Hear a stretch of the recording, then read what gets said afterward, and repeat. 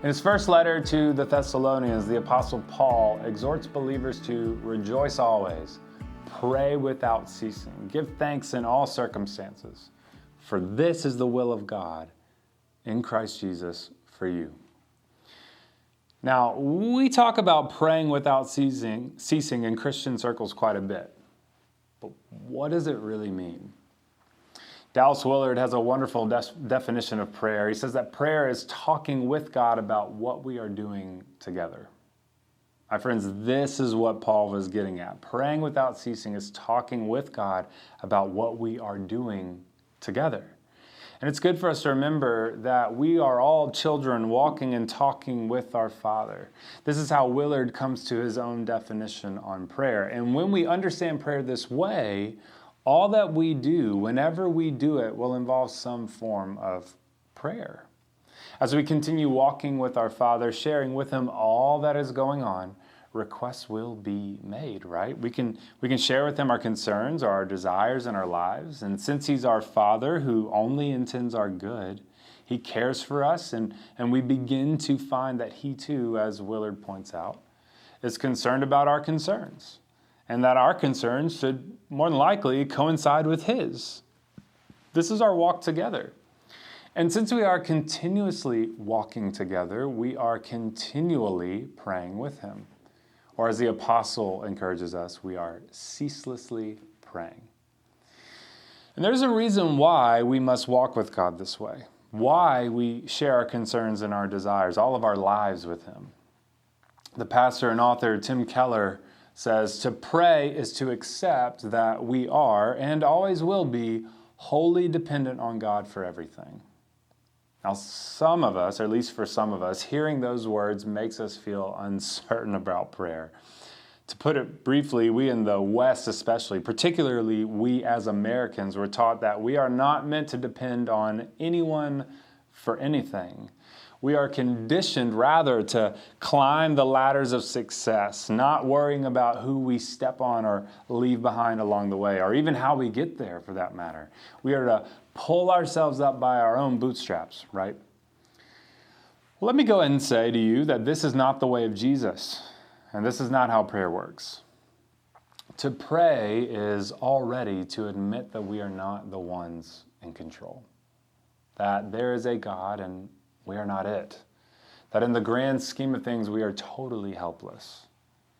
A Norwegian author named Ole Halsby said in his book called Prayer, prayer has been ordained only for the helpless. Prayer and helplessness are inseparable. Only he who is helpless can truly pray. So then instead of feeling uncertain or defeated, we can see our helplessness as a place of confidence. Keller points us to Jesus' words to the church in Sardis. Think Revelation 3, I think around verse 20. Listen, I am standing at the door knocking. If you hear my voice and open the door, I will come into you and eat with you and you with me. What we must understand is that in ancient times, an invitation to eat with someone was an invitation to true and real friendship. To pray then, with this in mind, is to accept Jesus' invitation to commune with Him, to be with Him, to step into intimacy with the one who created us, who cares for us and loves us, who desires nothing more than to be with us and listen. And this is all great. It's really great. But in order to fully grasp what we have been talking about, there is something that is required. You have to pray. You have to actually do it. If you want the intimacy with Jesus, the confidence to know that the God of the universe who created you and everything else is present with you and hears you, you have to pray. Henry Nouwen once said, a spiritual life without prayer is like the gospel without Christ. So obviously prayer is pretty important. And when discussing how one should learn to pray, Nouwen said plainly, the only way to pray is to pray. And the way to pray well is to pray much.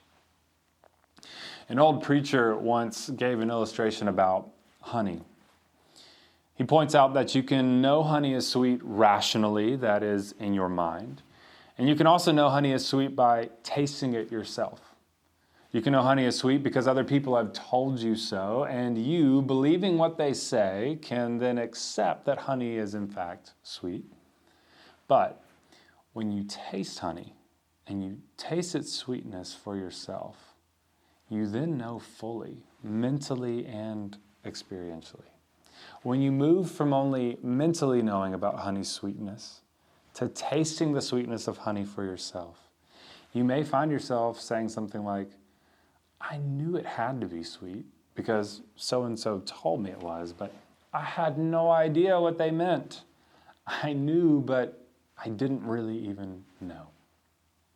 So it is with prayer.